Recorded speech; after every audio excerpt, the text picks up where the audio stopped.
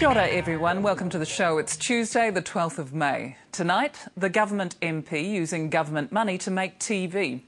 Melissa Lee is both a National Party list MP and the National Party's candidate in the upcoming Mount Albert by-election.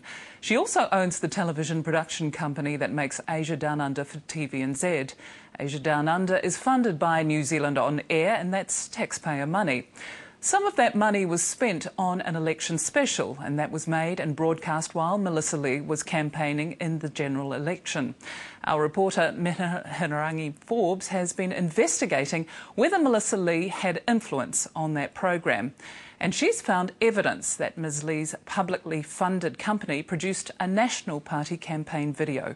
Another new face in Parliament is National List MP Melissa Lee, my colleague at Asia Down Under for the past 15 years. Melissa Lee is a seasoned broadcaster.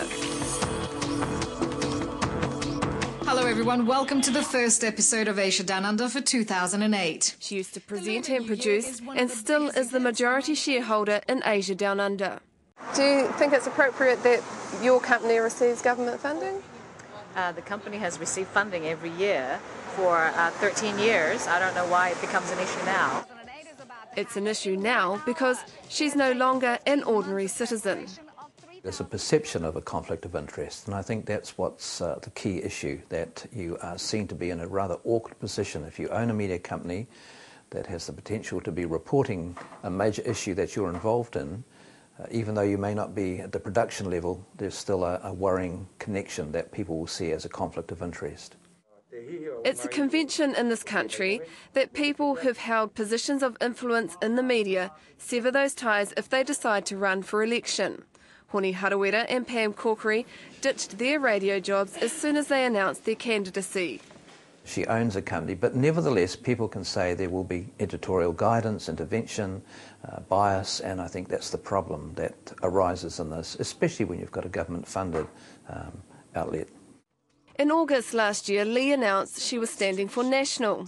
In October, her company was awarded $1.2 million of New Zealand On Air funding. Trevor Mallard was broadcasting minister at the time. It's my understanding was that she didn't declare the fact that she was a National Party candidate when that decision was made. So is that acceptable, the way she went about getting that money? Oh, it's a gross breach of ethics. Melissa Lee claims John Key knows all about her involvement in Asia Down Under, and he doesn't have a problem with it. It's hand-knitted, it's lovely. But journalism lecturer Jim Tully does. One would hope that she would never become Minister of Broadcasting while she owned a media company of some kind. I don't think that would be at all,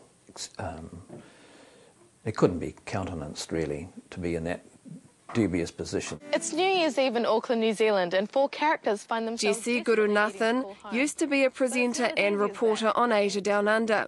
She's the first to admit she's had many disagreements with Melissa Lee. Her contract with the company has not been renewed. I guess professional and ethical lines were blurred during that time. She's talking about the time just before the election, when they were working on an election special. Melissa Lee told us she removed herself from editorial input. When they were doing a special on politics about the election, I had specifically removed myself from the program. I had hired an independent producer to produce that political segment of it. It was done through TVNZ and they knew about it. I felt that there was a conflict of interest when we were doing political stories. I removed myself, and we had hired an independent producer to do that. Staff we've spoken to say that's not the case. Ahead of the election, Asia Down Under ran a story about the battle in the botany seat between Pansy Wong and Kenneth Wang. I was tweaking just a specific grab from Pansy, and it was quite funny. And Melissa came in and was sort of standing over my shoulder just watching the whole process. I mean, I couldn't help but feel I'm editing something that's, you know, about Pansy Wong, who not only is a personal friend of Melissa's, but also a colleague within the National Party, and I felt awkward. So you're in editing, and you're editing a story for the election coverage, and she's standing over your shoulder. What did you say to her? I said to her, I'm sorry, I'm a little bit confused. Are you are you allowed to be here, just because I thought that this was totally separate.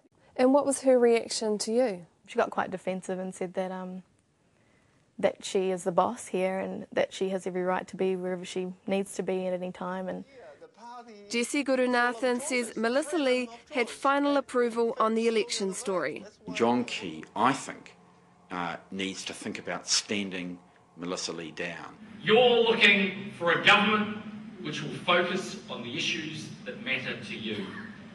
Then there's this. It's a campaigning video made for the Asian members of the National Party. You can find it on the National Party website.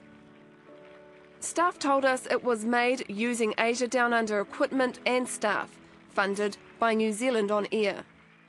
there would be a lot of instances during the day, during work hours, where some of the other staff who also had basic like camera skills and things like that would go with her and film things.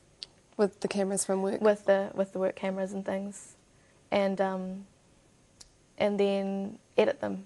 I do remember sort of discussions going, with us sort of questioning why that had to be done during work hours.